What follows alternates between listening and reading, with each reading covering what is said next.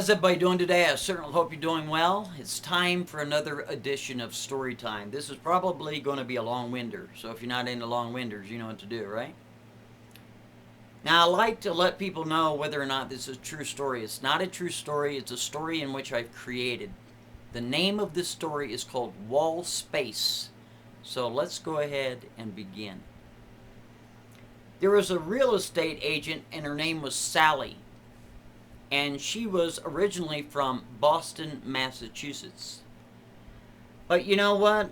She had been doing a lot of her business out of Berkeley, Massachusetts.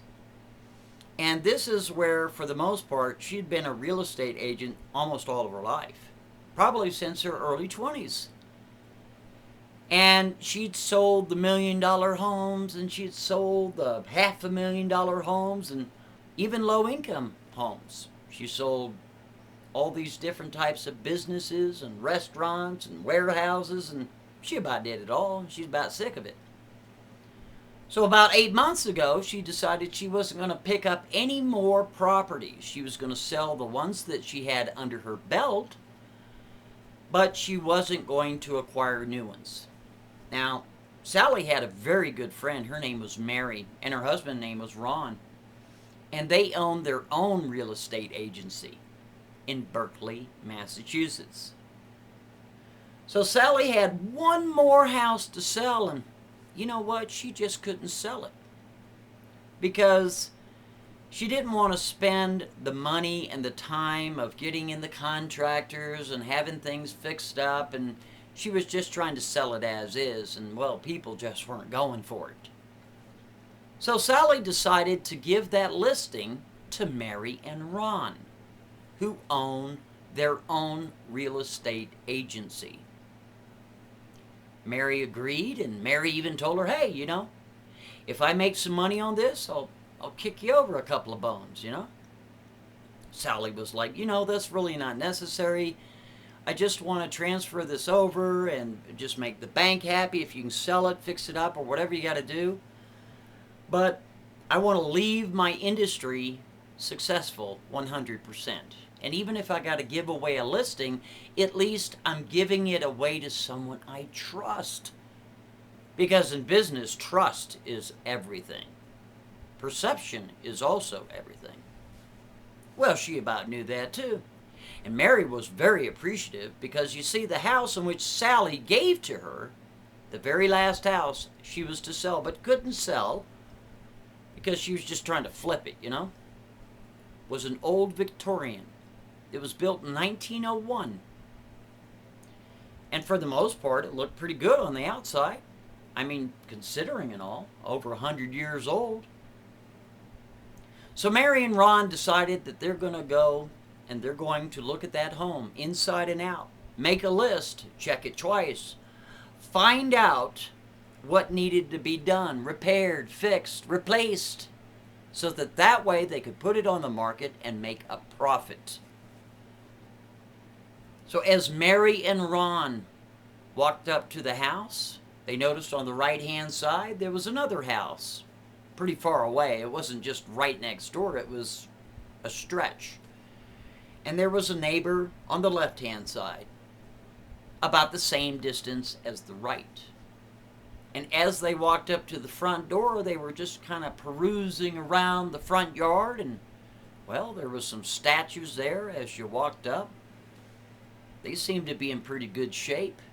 All the windows seemed to be in good shape. Nothing was broken as far as they could tell.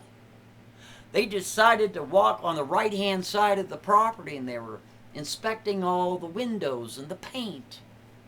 They were inspecting the trim, see if there was any water damage to the outside, seeping in. Everything looked pretty good. They worked their way around the back. Everything looked great. I mean, the grass needed to be cut. And the bushes and the shrubs in that need to be trimmed. But all in all, looked pretty good on the outside. So they decided to go on the inside. And as Mary and Ron, they walked in the front door there, they looked to the right, and that's all the living room area. Hardwood floors. Paint seemed to be in good condition. The floors were in pretty good condition, a little bit dusty and all. They looked to the left-hand side there. They had the den or study or whatever it was. And again, that looked great. The hardwood floors looked pretty good shape. No windows were busted. There was no damage. They were looking at the ceiling. I mean, they were inspecting everything. So then they walked into the kitchen.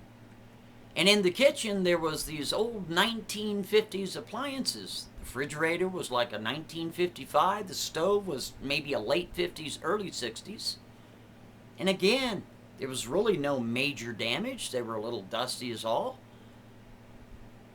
And as they worked their way in and around the first floor there, everything looked pretty damn good. You know, they noticed that some of the faceplates for the electrical could be replaced because they were scuffed up or they had little marks or they were broken, but nothing major. So then they decided to go down into the basement. As they walked down and the stairs just a creaking away, turned on the light. The lights were working fine. The basement was not finished. There was a couple of old mason jars sitting up there. Old suitcase sitting over there in the corner, cobwebs and such. Again, it wasn't finished. Looked all right. They inspected the foundation to make sure, again, there was no seepage coming in, water damage, cracks, any of that. Again, everything looked great. So they came back upstairs to the main floor and decided they were going to go to the second floor. And as they walked up to the second floor, they noticed something very bizarre. On the left-hand side of the second floor, it had not been finished. Kind of strange. I mean, they must have used it for storage. But on the right-hand side of the second floor, it was finished. And as they walked down the hall there, they came to this room. This room was huge. I mean, it really was. It was probably 60 feet long by 40 feet wide. And off of that room was a master bathroom. So as they walked in, they noticed that on the far wall, the wall had a huge mural. It took up the entire wall of that one wall of outer space. All these little stars and planets and carrying on. I mean, it really looked like you were looking into outer space. Strangest thing. So as they walked in the room, they walked about midway in the room. They took a left. They walked into the master bathroom. And I tell you what, it was beautiful in there, man. Oh, it was just gorgeous. There's marble floors, pristine condition. An old claw bathtub. Everything looked like it was in great condition. So they had a couple of decisions to make. What were they going to do? Were they going to end up having to repaint the outside? They figured that they would not. They didn't want to, let's say, blemish the integrity of that Victorian home. They wanted to see if they could get away with that because, as you know, painting the outside of a home can be extremely expensive. But then they got to thinking, you know, we better change some of those plates for the light switch and the electrical, because a couple of them had a couple of dings and dongs and they were broken and such. And the main thing Mary just had to have done was that wall had to be repainted. Absolutely. Matter of fact, just repaint the whole room. But what color was she going to paint it? Well, she decided on like a light navy blue color. Not really dark and deep navy blue, just something sort of really light. Ron agreed. He figured, okay, we need to have that painted. That's about the only thing that needs to be done major. And to paint this huge room, because the room was probably 10 foot tall, the ceilings. And that wall was 60 feet long. The room was 40 feet wide. And of course, adjacent was that bathroom, the master bathroom. So they figured maybe they're going to spend about $900 for everything. They're going to get a plumber in there. Then they're going to have to check for radon. They're going to have to check for carbon monoxide. Then they're going to have to fix the plates and get it painted and primed and all that stuff. That's what they're going to do. Well, being a real estate agent, Mary knows everybody. She knows all these contractors. She knows the plumbers, the electricians, the painters, the floorers, the groundskeep, all of it. She knows everybody. So she gets up on the phone and she calls somebody in to have the shrubberies done, trimmed and that. Have the grass taken care of and manicured. And sign a contract to have that done throughout the summer until that house is sold. Then she called in an electrician, make sure he'd check up all of the electrical problems, change up all the faceplates and that.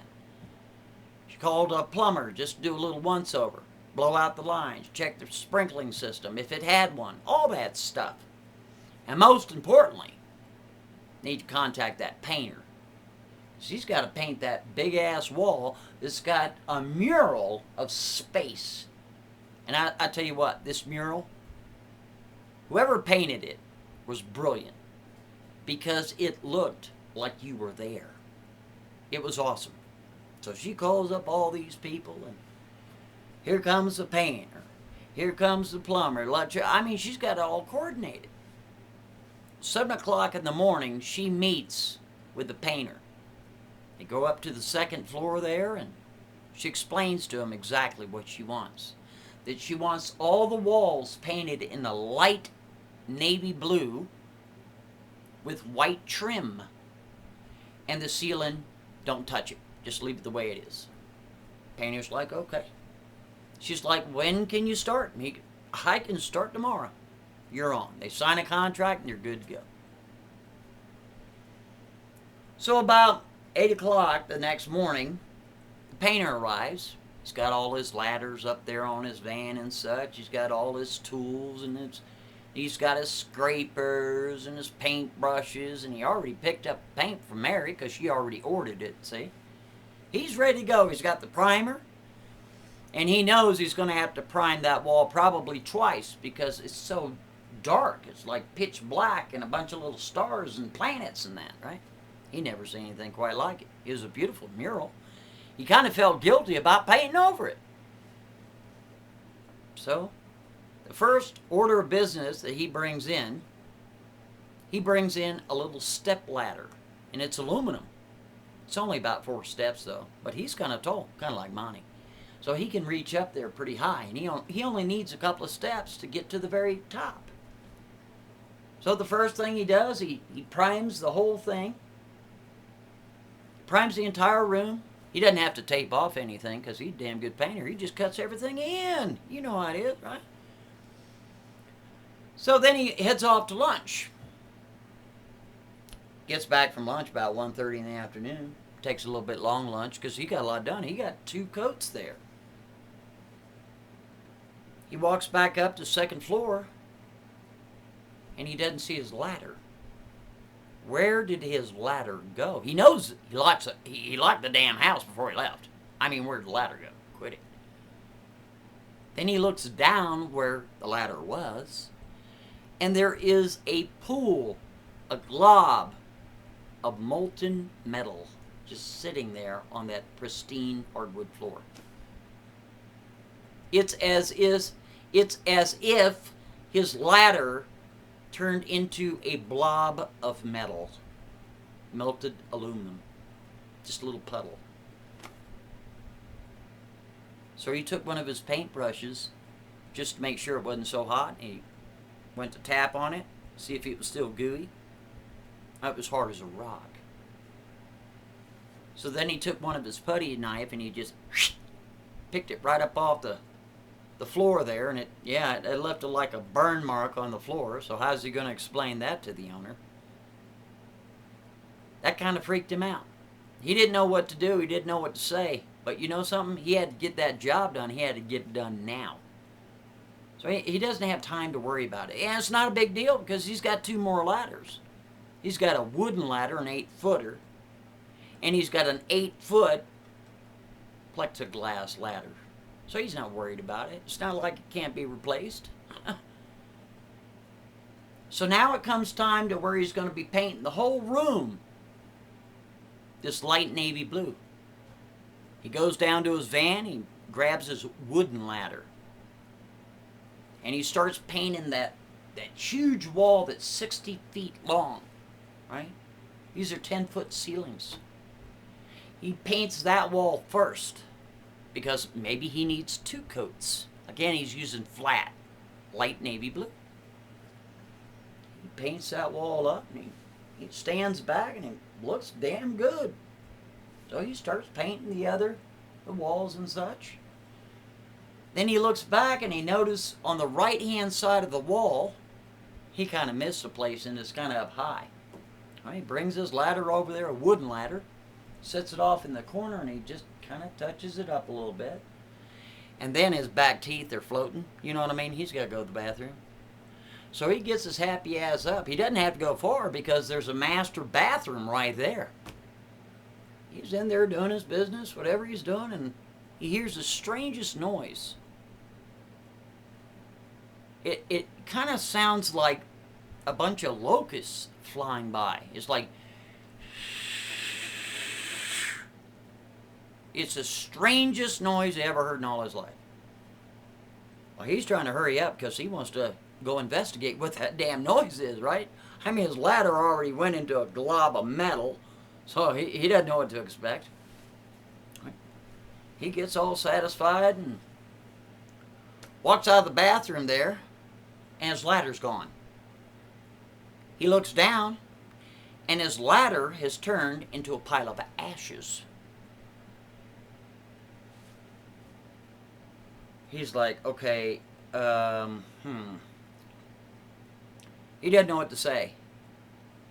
It kind of freaks him out. He's kind of getting a little bit nervous because it's getting later in the day. Well, it's summertime. It's not going to get dark till 8:30, 9 o'clock, so it's not like he's trapped in a haunted house or anything. But it did kind of freak him out.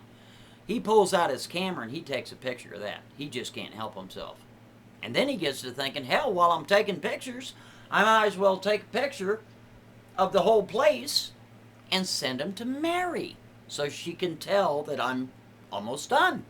And maybe she can have a check for me tomorrow, right? That's what he's thinking.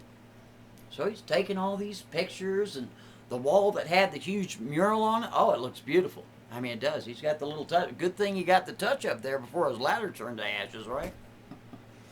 He's taking pictures all the way around and such.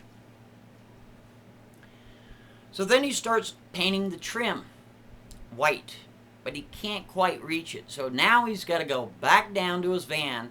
He's got one ladder left, and that's going to be the plexiglass ladder, or fiberglass, if you will.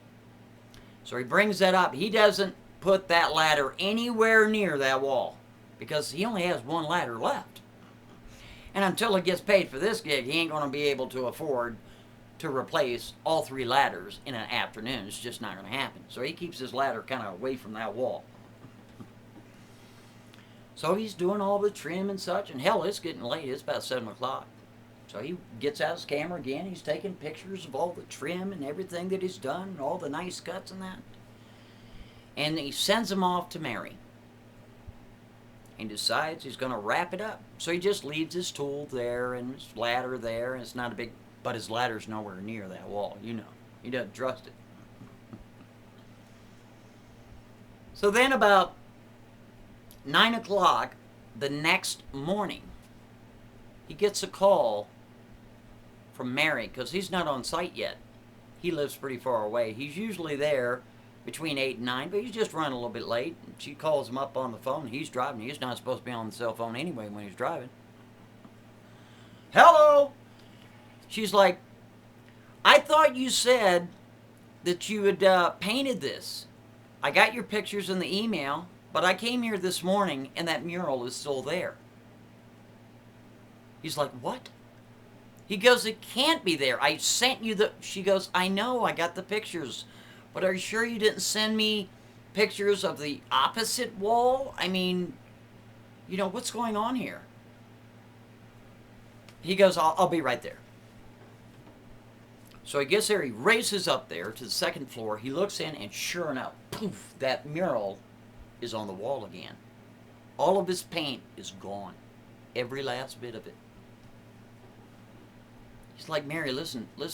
He pulls out his phone there and he's trying to show her. He goes, look, this is that wall. Well, see there? That's the window there. And you can see a little bit of the window in the frame. You know that's that wall. There, because the window's not as close to the corner as it is on that corner. I painted it. She goes, I don't doubt that you painted it. I can't explain it either. But listen, just listen. We're kind of crunched for time. Could you just repaint it, please? I'll pay you extra. Just repaint it. Now he's kind of tripping out, man, because he knows damn good and well he painted that wall. He's got the pictures to prove it. Yeah. So he gets back up there and he gets his primer out again and he starts priming it. And, well, he's got to get up high, but he only has one ladder left. And he figures, well, each time he wasn't there when the aluminum ladder decided that it was going to be a big old pool of metal. He wasn't there during that one. And he walked away from his wooden ladder and it turned to a big old pile of ash. He heard it, but he wasn't there. So he's thinking, well, hold on. If I'm with the ladder, maybe something weird won't happen to it. If I'm with it. That's what he's thinking, right? Next to that wall. So that's what he does. He's just kind of shaking a little bit because he's nervous, right? And he's thinking, man, whatever that force is that melted that ladder and turned the other ladder to ash, it's probably could do some serious harm to him, right? So he's got that ladder and he's just kind of shaking a little bit and he's painting up there and he's just looking down at his ladder every now and then, make sure nothing weird's happening, right? He gets the whole wall painted to primer. And he decides he's going to go to lunch, but he's going to bring his ladder with him. That's what he does, too, because he doesn't trust it. He doesn't want to walk away, right? So he brings his ladder with him, and he goes to lunch, and he comes back, and he looks at the wall, and it's still primered. So he feels pretty good about it. He goes over there and touches the wall a little bit. It's ready for the flat paint. He paints it with the light navy blue, flat. Paints it all up there. Looks damn good. He's brushing in the corner areas there in each corner, making sure it fades in with the other. Looks pretty good. It's kind of getting late too. He figures, well, he's got to do some touch-up along the ceiling line, so he's got to get that damn ladder again. So he gets his plexiglass ladder, or fiberglass rather, and he puts it over there and he's touching it up, and he's just kind of shaking. It's freaking him out, right? Painting on, everything seems to be okay. Takes his ladder, he sets it off to the side away from that wall, and he figures this time he's going to take video of it. Not pictures, but video in real time. So he starts out at the bathroom, and he's got his camera, and he's taking video now. There's no excuse for anything to go wrong, and if it comes back, he's got video proof going all the way around panoramically of the room to prove to Mary that indeed he painted it again. So he emails the video to Mary for proof. He also calls her up and tells her, Mary, it's not quite about 4 o'clock. I have the room painted. I sent you a video. He leaves her a voicemail. And then he leaves. Now he leaves with his ladder, but the rest of his tools are for the most part still there. Alright? It's just his ladder he doesn't trust to leave there by itself. So, meanwhile, as the painter leaves to go home, Mary is digging around into all of the particulars of that property, every last detail of history of that property. Who owned it last? How long did they have it for? All of this stuff. And just like Sally had told her, not one person had owned that house for longer than a year. And a lot of people, according to the records and the news reports surrounding this house, had disappeared while being in that home. In other words, an entire family would move in, and then suddenly they wouldn't make their payments anymore. And when somebody'd go check up on them, things were all there, but the people were gone. What's going to happen? The bank comes in, confiscates it, and the cycle starts all over again, all over again. And this has been happening since 1945. So she was trying to figure out who was the person that was hired to paint the mural on the wall. She found no record of it. There was not one piece of information dealing with what was the name of the painter or the person that painted this mural on this wall. No record at all. None. But the people started disappearing starting at 1945, all the way up to the current day, the current year. So she's getting a little bit nervous about that, because in most states, under real estate law, you are to do what is called full disclosure. That means if somebody died on that property under mysterious circumstances, you are to, by law, tell the future owners of that property. If somebody was murdered at a property, you are to, by law, tell the owner or the new owners of the information associated with that property. A lot of states are like that, see? I mean, that's a fact. So she's starting to wonder. So she opens up her email. Oh, hey, she's got a video from the painter. And she's looking at the video. Oh, it looks beautiful. Oh, he did a great job. Hey, Ryan, come here. Look at the painter. Look what he did. And they're watching the video together, and they're like, oh, it's really come together. They got all the other stuff done, right? Everybody's done. The plumber, electrician, all the groundskeeper. Everything's ready to go except for that wall, that room. As soon as that gets painted up, they're going to take pictures, put it on the market. So they're watching this video. Oh, he did a spectacular job. It's a done deal. They're going to pay him tomorrow. I tell you what, the painter's just waiting to get paid too, because he's painted that wall twice now. Well, about 9 o'clock the next morning, painter gets on site before Mary did, because he's kind of nervous about that. He doesn't like to be late and all, you know. So he opens the door, and he's got his ladder with him, because he brought it home. He didn't trust it there by itself. And he comes back in, walks upstairs, thinking, payday. He's going to get all his tools, and he's going to meet Mary there so he can get paid. Walks upstairs, walk in, and that mural is there. He is so mad that that mural is now there again, that he takes one of his paintbrushes and he throws it at the damn wall. But guess what? The paintbrush continues to go through the wall, and then it starts floating as if it was in space. And it's getting further and further away. And I tell you what, that's blowing his mind now.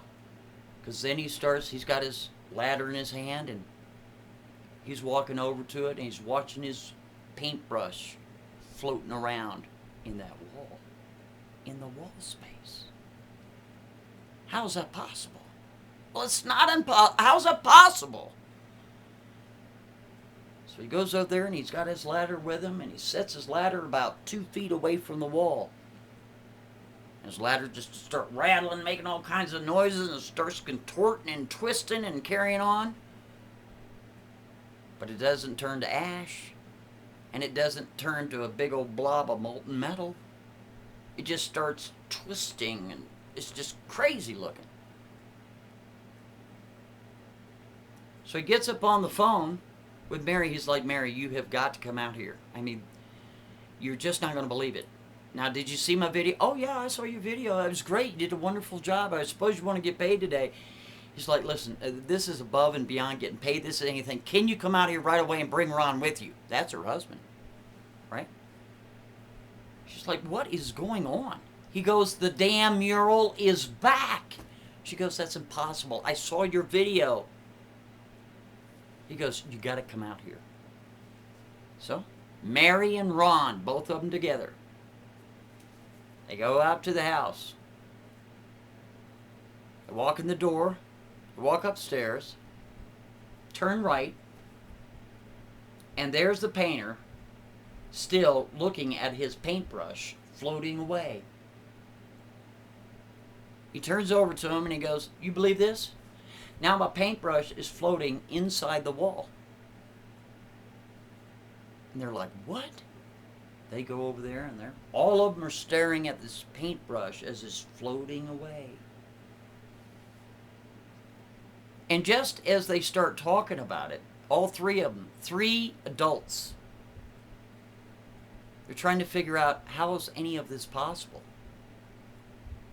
And Mary already has all the information, but she doesn't want to share it with Ron and the painter. Oh, no, she doesn't. She knows that people had started to disappear since 1945 to present date because there's record of it. Entire families. So she didn't want to say a word. So Mary says to Ron, what are we going to do? I mean, are we going to sell this house with this mural? I mean, we're going to have to. And Ron is just dumbfounded. He can't hardly say anything. He's in shock or something. The painter is like, look what it did to my ladder. Oh, and by the way, Mary, I forgot to tell you, one of my other ladders turned a big old blob of metal, and that's what that burn mark is on your beautiful hardwood floor here. And Mary's kind of silent. She doesn't know what to say. So all of them kind of get in a circle and they're trying to have a powwow what to do. The painter looks at Mary and looks at Ron and says, hey, listen, man. I don't know what's going on here, but I'm just a painter. And why don't you just pay me and I'll just be gone. And as far as I'm concerned, I didn't see anything. What do you say? And as soon as he was talking to him, because the painter was facing both Mary and Ron here, he kind of noticed that the painting itself, some sort of little trail started appearing. Black and white checkerboard like pathway started appearing in the painting. It was very strange. And he kind of pushed him out of the way and he's like, hang on just a moment. He was drawn into that wall space, into that mural. He couldn't explain it. He knew that it was dangerous to go. I mean, look what it done to a ladder. But he wanted to kind of like see if he could step his foot on that pathway, to see if it was possible. He walks over there and he's got his foot and he's standing up there, right? He puts his foot just in a little bit, and sure enough, it goes in the wall. But he can see it. It's the strangest thing, boy. And then as he goes to pull it back out, he gets sucked right in. And he's inside of the mural. And as he's squatting down, he's looking out. He can see Mary, and he can see Ron, and Ron and Mary can see him, because they're just like, their eyes just as big as grapefruit. And he starts screaming to me, help me, get out of here! They can barely hear him. So they race over to the wall and they're trying to listen to what he's saying. He's like, grab my hand, pull me out! So Ron goes, honey, we can't have a painting.